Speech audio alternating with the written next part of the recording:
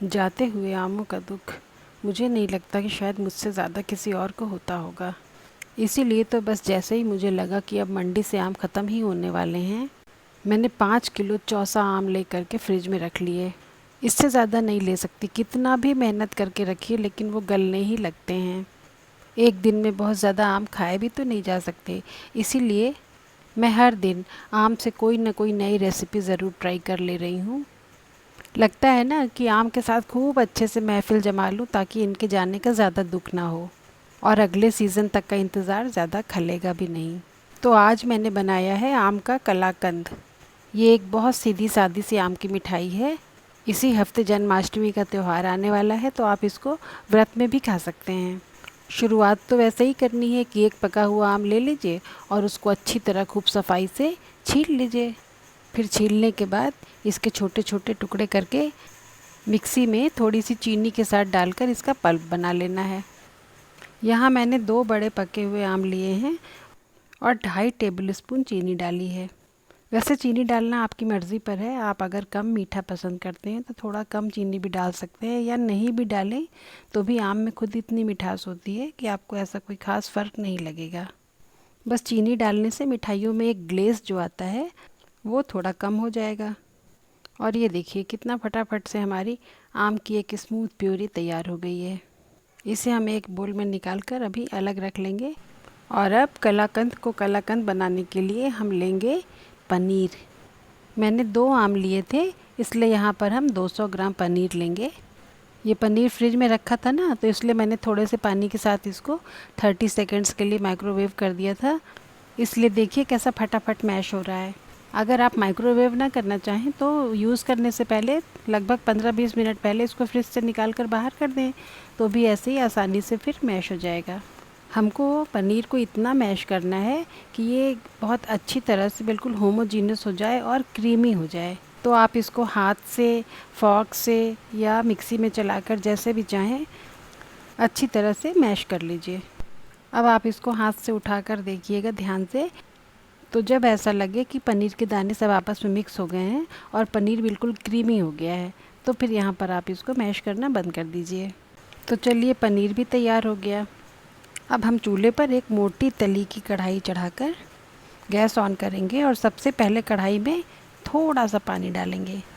पानी डालने के पीछे सिर्फ इतना सा लॉजिक है कि जब पानी गर्म हो जाता है तो उसमें से भाप बनती है और ये भाप फिर दूध को जलने नहीं देती है। तो पानी डालकर 1 कप दूध डाल दीजिए, 1 से 1.5 टेबल स्पून चीनी डाल दीजिए और तेज़ आंच पर दूध को बॉयल होने दीजिए। अब इसे आपको स्पैचुला से बराबर चलाते भी रहना है वरना चीनी नीचे बैठ करके जल जाएगी। चीनी मिक्स हो जाने के बाद से अब फ्लेम को मीडियम कर दीजिए।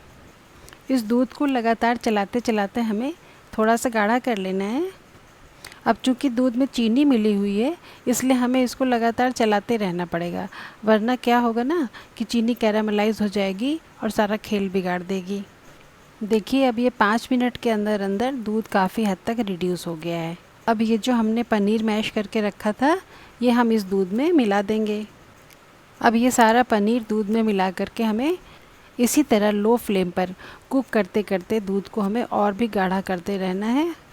अब आप ये भी सोच सकते हैं कि जब दूध को गाढ़ा करना ही है तो पनीर मिलाकर क्यों गाढ़ा किया जा रहा है, डायरेक्टली हम दूध ले लें और दूध को खौला करके चलाते चलाते गाढ़ा कर लें। तो भाई बिल्कुल सही बात है। 200 ग्राम पनीर के लिए आपको तकरीबन 1.5 किलो दूध लेना पड़ेगा। कितनी गैस खर्च होगी, कितना टाइम लगेगा और फिर इस स्पैचुला से चलाते भी रहना है तो हाथों में दर्द होगा सो अलग। इसलिए काम को आसान बनाने के लिए हमने सिर्फ 1 कप दूध लिया है और हमें जितने गाढ़े दूध की ज़रूरत थी वो सारा काम पनीर ने संभाल लिया। इस तरह से कलाकंद बनाने में आधे घंटे के अंदर आपका कलाकंद तैयार हो जाएगा। तो अगर आपके पास 40-45 मिनट का टाइम है, हाथों में ताकत है तो बेशक पूरा दूध लेकर उसे गाढ़ा कर लीजिए और उससे कलाकंद बनाइए। देखिए दूध और पनीर के मिक्सचर को धीमी आंच पर सिर्फ 5 मिनट तक चलाते रहने से अब ये इतनी गाढ़ी सी रबड़ी तैयार हो गई है। अब हम इसमें मैंगो प्यूरी ऐड करेंगे। मैंगो प्यूरी डालने के बाद से ये मिक्सचर एक बार फिर से पतला हो जाएगा क्योंकि एक तो हमने आम में चीनी डाली हुई थी, उसमें से थोड़ा सा पानी निकलेगा, आम का थोड़ा पानी होगा। इसलिए अभी लो फ्लेम पर चलाते चलाते मिक्सचर को गाढ़ा करने का काम अभी हमें करते रहना है।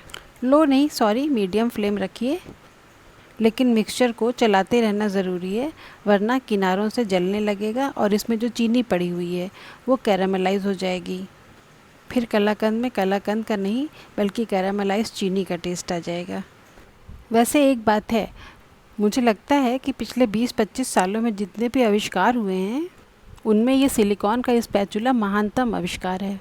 देखिए कितनी सफाई से बिल्कुल किनारे किनारे तक पोंछ डालता है, जैसे किसी ने जीप से साफ़ कर दिया हो। अब इतना गाढ़ा हो जाने के बाद से कलाकंद को एक ख़ास रंग और खुशबू देने के लिए हम इसमें थोड़ा सा केसर डालेंगे। और हाँ, ये जीभ से साफ़ करने वाली बात को सीरियसली मत लीजिएगा, ये सिर्फ एक मन की बेसिर पैर की उड़ान है और कढ़ाई भी बहुत गर्म है। अब आपको एक राज की बात बताती हूँ।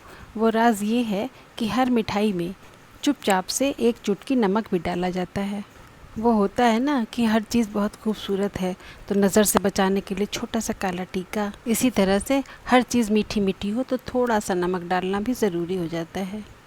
तो हमने भी डाल दिया एक चुटकी नमक और अच्छी तरह से मिला भी दिया ताकि कुछ भी पता न चले। जितना आप कलाकंद खाने के लिए जोश में हैं, उतना ही ये कलाकंद भी आपसे मिलने के लिए इतने जोश में है कि तब से उछल उछल के इतने छींटे मार रहा है कि स्लैब पर, चूल्हे पर और मेरे हाथों पर इतने गरम गरम छींटे पड़े हैं कि इसको अब पोंछना बहुत ज़रूरी हो गया है। तो ये मैंने एक डस्टर लेकर के स्लैब भी साफ़ कर दिया। बीच में काम रोकना पड़ गया लेकिन सफाई हो गई। फ्लेम मैंने बिल्कुल लो कर दी थी, इसलिए सब कुछ सही सलामत है। अभी थोड़ी 5 मिनट की मेहनत और है और ये कलाकंद का मिक्सचर धीरे धीरे गाढ़ा होता जा रहा है। अब तो सोशल मीडिया का ज़माना है, आप वीडियोस में हर चीज़ अपनी आँखों से देख सकते हैं। लेकिन पहले जब पेपर्स में और मैगज़ीन्स में रेसिपीज़ आती थी तो किसी चीज़ के पूरी तरह पक जाने यानी कि कुकिंग कंप्लीट हो जाने की पहचान कैसे होती थी पता है?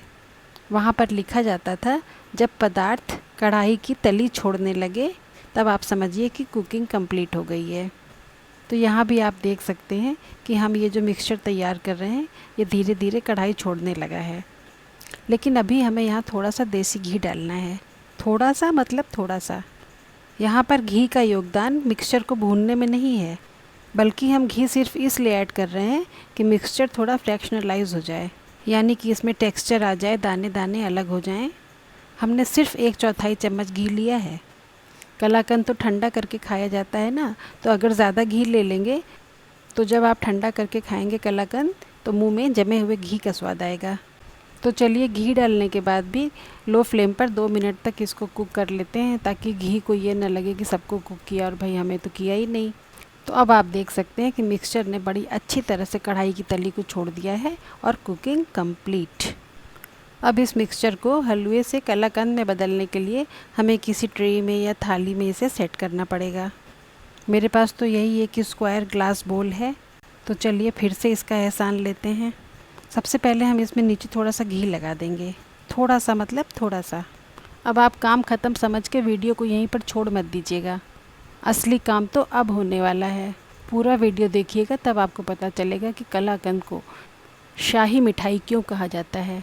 अभी तो बिल्कुल सिंपल तरीके से हमने इस मिक्सचर को बोल में डाल दिया और स्पैचुला से ही इसको थोड़ा सा फ्लैट कर लेंगे।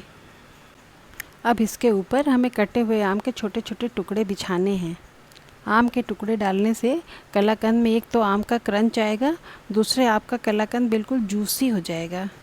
आम के टुकड़े डाल देने के बाद से अब हम इसके ऊपर कटे हुए ड्राई फ्रूट्स की लेयरिंग करेंगे। तो सबसे पहले हमने डाला कटा हुआ पिस्ता, उसके बाद से बादाम और थोड़े से काजू, और ड्राई फ्रूट्स में बचता ही क्या है, फिर किशमिश, नारियल और मखाने तो कलाकंद के साथ जाएंगे नहीं, तो उन्हें हम अपनी अगली डिश के लिए बचा कर रख लेते हैं। स्पैचुला से हल्का हल्का दबाकर इसको सेट कर दीजिए। और सबसे ऊपर महफिल की शान इलायची पाउडर। कोई भी मिठाई, कोई भी स्वीट डिश इलायची पाउडर के बिना अधूरी है, ये तो आप भी मानते ही होंगे। स्पैचुला से हल्का हल्का पैट करके अब हमें इसको ढक करके 5-6 घंटे के लिए फ्रिज में रख देना है। और देखिए कलाकंद खाने के शौक़ में 5-6 घंटे कितनी जल्दी बीत गए। आइए ढक्कन खोलें और जो लोग इतनी देर से इंतज़ार कर रहे हैं उनके सामने कलाकंद पेश किया जाए। अब 5-6 घंटों में कलाकंद अच्छी तरह सेट हो चुका है।